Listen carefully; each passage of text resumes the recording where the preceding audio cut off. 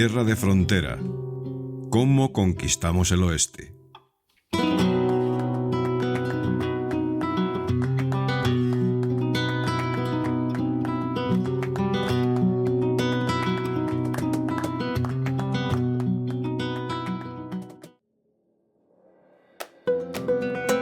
No resulta en absoluto novedoso, en esta sociedad extraña y tan ajena como pudiera serlo en la que vivimos, hablar u oír hablar de globalización, entendida esta como un proceso histórico de integración mundial a escala económica, política, tecnológica, social y cultural, que ha convertido al mundo en un lugar interconectado. Este fenómeno se caracteriza, o debería caracterizarse, por el libre mercado, la rápida comunicación y el intercambio creciente de bienes, servicios, tecnología e información, aumentando así la interdependencia entre países. En fin, todo esto por hablar de sus facetas más o menos positivas, que de las otras también hay, y muchas. Hoy nosotros también vamos a hablar de globalización, mientras nos adentramos en una historia hecha de plata pura. La historia del Real de A8, esa moneda legendaria que no solo ayudó a nacer y consolidar el Virreinato de Nueva España, sino que se convirtió en la primera divisa verdaderamente global de la historia moderna. Soy Mariano Gómez. Bienvenido a Tierra de Frontera, ¿Cómo conquistamos el oeste? Un podcast donde vamos a explorar uno de los capítulos más fascinantes, complejos y olvidados de la historia española. No es la conquista que te enseñaron en la escuela, es mucho más que eso. Acompáñame en un viaje épico a través de una parte importante de nuestra historia, injustamente olvidada, en busca de las huellas de nuestro país en Norteamérica. Un viaje dedicado a quienes sienten curiosidad y respeto por la epopeya española en aquellas tierras legendarias.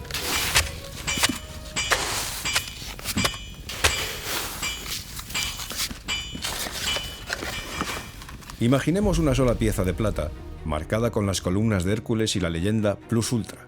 Una pieza cuyo corazón nace en las profundidades de las minas de Zacatecas para viajar desde allí hasta los lejanísimos mercados de Cantón, después de pasar por el oscuro y húmedo vientre de los galeones del Pacífico y los abigarrados muelles de Sevilla, del puerto de Indias.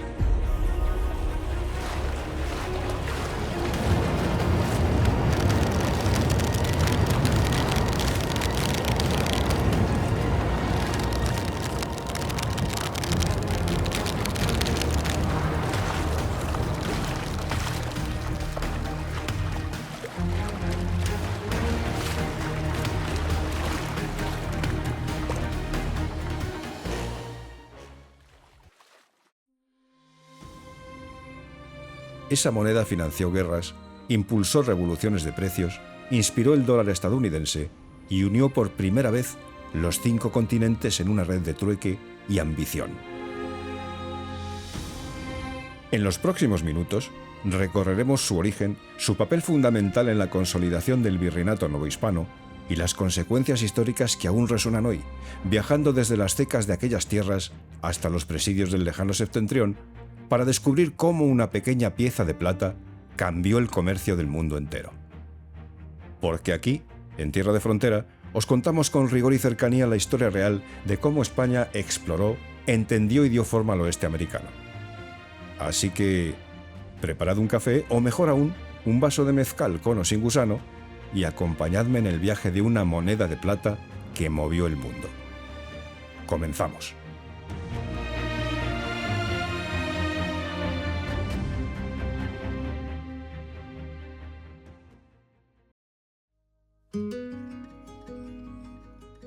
Como tantas otras cosas en la historia española, el asunto que nos ocupa comienza con los Reyes Católicos. En 1497, en la pragmática de Medina del Campo, los monarcas promulgan una reforma monetaria profunda para poner orden en un sistema caótico de monedas. En consecuencia, se establece el Real de Plata como unidad básica. Pero pronto, con la llegada de las riquezas americanas, ese real se multiplica. Nace así el Real de A8, o peso de 8 reales, o simplemente el peso. Una moneda de plata que equivale a 8 reales de vellón, la moneda de plata menor. De ahí su nombre. El término real proviene de la antigua palabra española que significa real o de la realeza. El 8 en el nombre se refiere al valor de la moneda en relación con otros valores monetarios. Un real de A8 se divide en 8 reales de A1, que a su vez se dividen en 4 maravedíes. Pesa aproximadamente 27 gramos y medio en total, con una pureza de ley de 0,93, es decir, casi 26 gramos de plata pura, o sea, una pureza del 93%. No es un invento repentino, se ha consolidado en la década de 1530.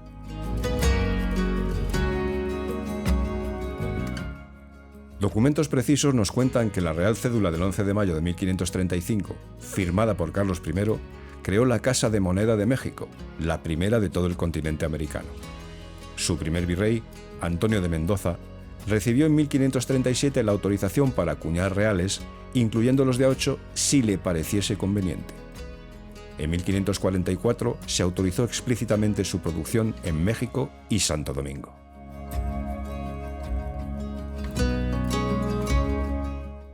Las primeras piezas que ven la luz pertenecen al tipo de las llamadas macuquinas, burdas e irregulares, acuñadas toscamente a martillo, con escudos y leyendas de los Habsburgo. Más tarde, bajo los Borbones en el siglo XVIII, llegarían las elegantes columnarias, con las 2 columnas de Hércules, el plus ultra y los hemisferios del mundo. Es decir, un diseño que mostraba una clara y evidente intención de globalidad. Pero, ¿de dónde salía toda esa plata? De las entrañas de Nueva España, desde luego. En 1546 se descubre la fabulosa mina de Zacatecas. Poco después, las de Guanajuato y Taxco. La técnica de amalgamación con mercurio, perfeccionada por Bartolomé de Medina en Pachuca en 1554, multiplica la producción de monedas de forma espectacular. De repente, millones de reales de A8 salen de la Casa de Moneda de México, la más rica y productiva del imperio, hacia Sevilla, hacia el lejano puerto de Indias, y desde allí a todo el mundo.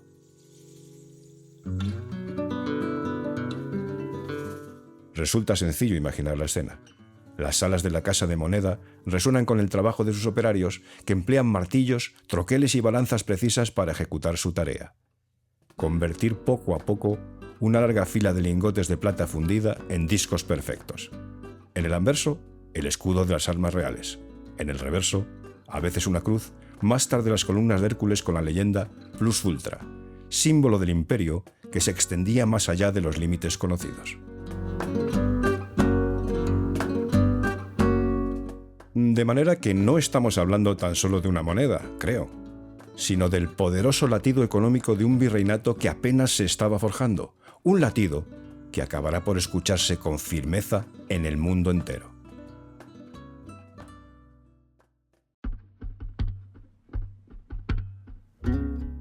El Virreinato de Nueva España se instituyó formalmente en 1535, el mismo año que nació su Casa de Moneda. Y aquí radica la importancia crucial del Real de A8. La plata acuñada no solo enriqueció a la corona, permitió que el virreinato se consolidara como una entidad económica, administrativa y social viable. Las caravanas de mulas bajaban sin cesar desde las minas del norte hacia la Ciudad de México. Zacatecas, fundada en torno a la plata, se convirtió en una de las ciudades más prósperas de América. La extracción generó empleos, atrajo pobladores españoles, criollos, indígenas y africanos. Se crearon haciendas, caminos reales y sistemas de abastecimiento.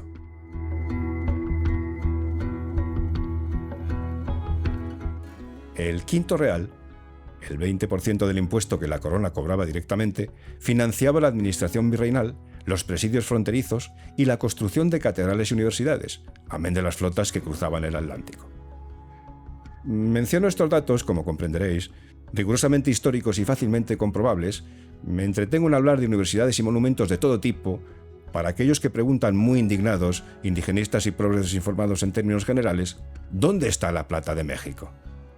Para quienes hablan sin saber lo que están diciendo de expolio, de robo y de colonialismo cruel y despiadado por parte de los españoles. Si miran a su alrededor, suponiendo que su miopía cultural y su fanático sectarismo se lo permitan, verán brillar esa plata por doquier en toda América.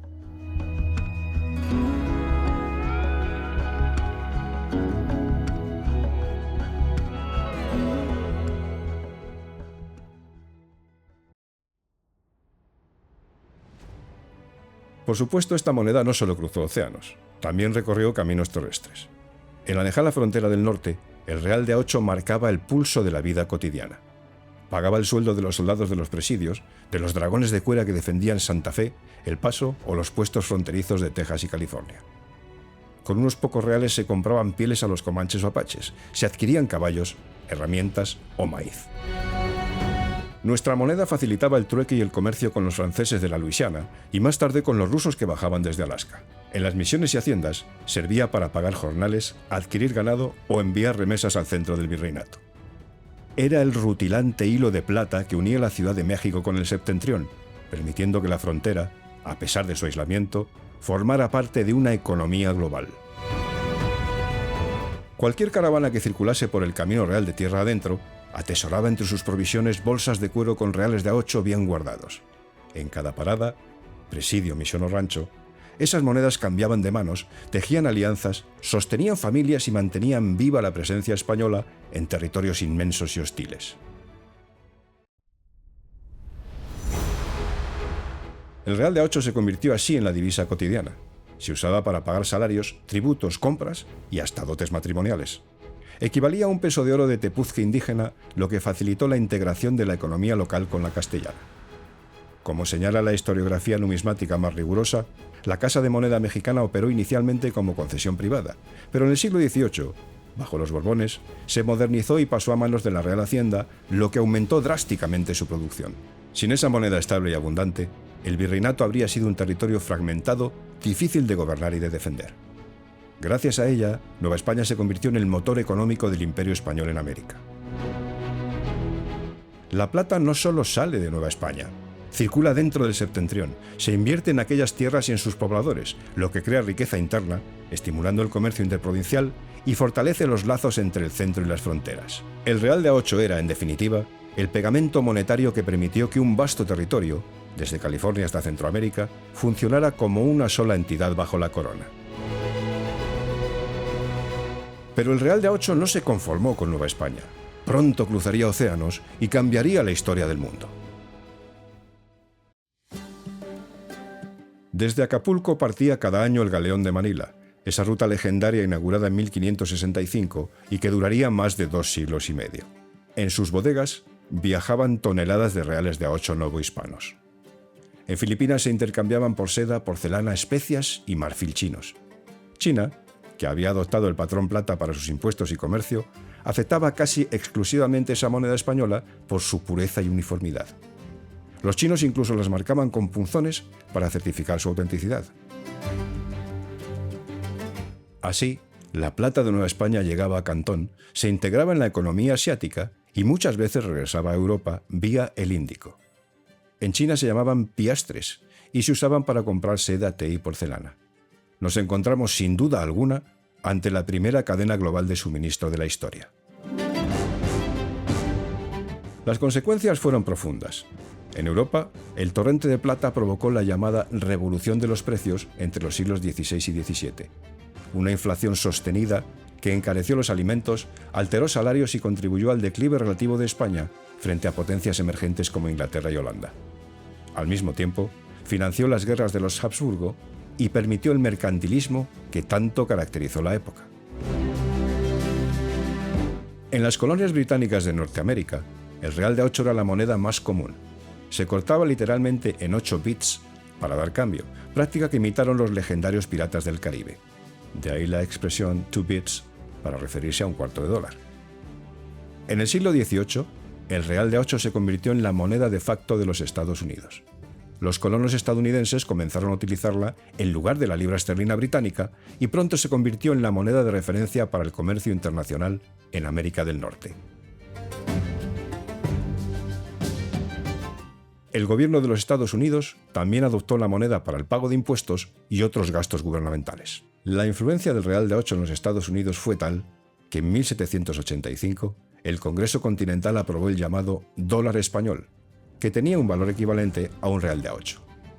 El dólar español era una moneda oficial de los Estados Unidos y fue utilizado como moneda de curso legal hasta 1857.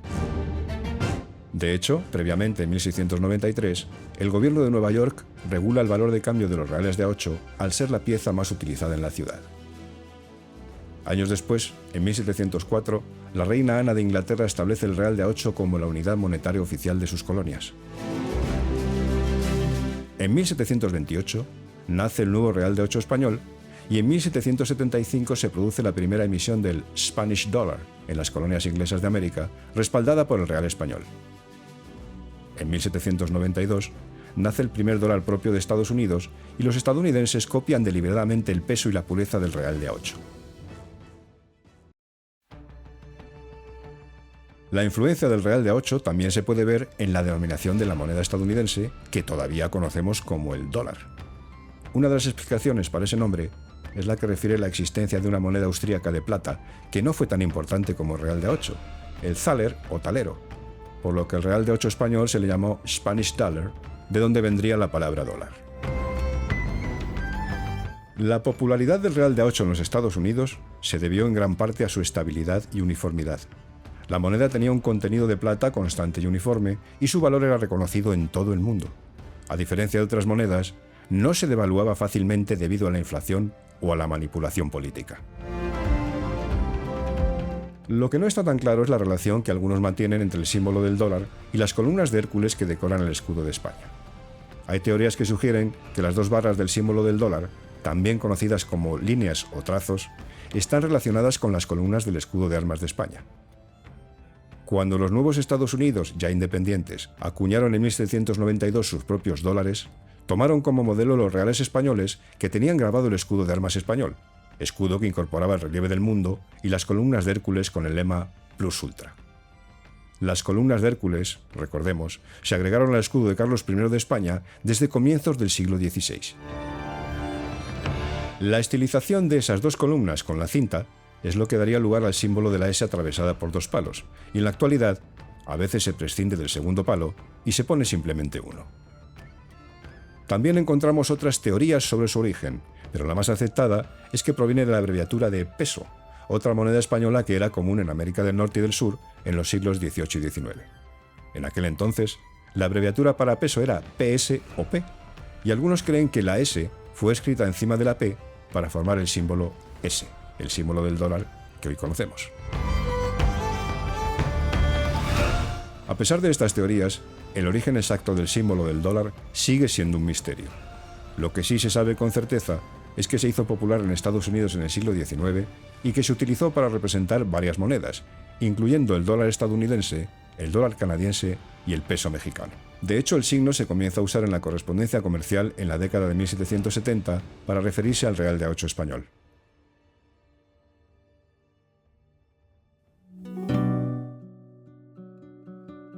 A finales del siglo XVIII, se ve que la mencionada abreviatura de peso se simplifica con las letras escritas una sobre otra y la P reducida a una línea vertical. El uso más temprano tenía el signo con un solo trazo vertical. Por algún tiempo, se usó el símbolo con el doble trazo, pero está de nuevo cayendo en desuso.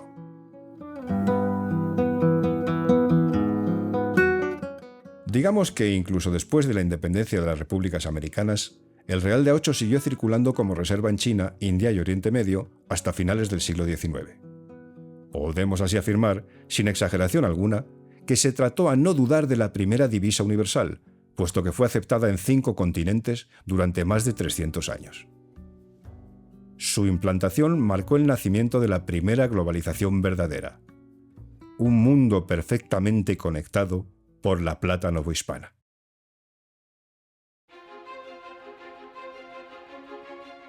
Con las guerras napoleónicas y las independencias americanas en el siglo XIX, España perdió el control de las minas y de las cecas. El real de A8 dejó de acuñarse bajo la corona, pero su legado perdura. El peso mexicano, el dólar estadounidense y varias monedas asiáticas como el yuan le deben su origen directo o indirecto. Hoy más que nunca, cuando pagamos con una tarjeta de crédito o transferimos divisas, es necesario recordar que todo empezó con una pieza de plata marcada en la Casa de Moneda de México, forjada con el sudor de los mineros de Zacatecas y transportada por galeones que desafiaban al Pacífico y a tantos enemigos de España como patrullaban sus aguas crueles en busca de la plata española.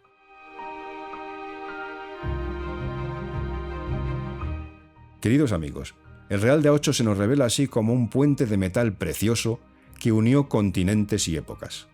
En Tierra de Frontera, seguiremos explorando esas líneas invisibles tan cargadas de lo español que han dado forma al mundo que habitamos.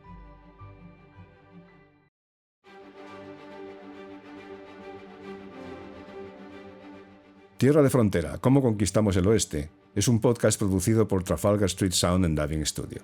Puedes verlo en YouTube y escucharlo en Spotify, Apple Music e iVoox. Si te ha gustado mi trabajo, dale un like, suscríbete a mi canal de YouTube o al podcast propiamente dicho en cualquiera de las plataformas de audio que lo albergan, comparte y deja tu comentario. Muy en breve, nos vemos en el siguiente episodio de Tierra de Frontera. Un saludo cordial y muchas gracias por escucharme.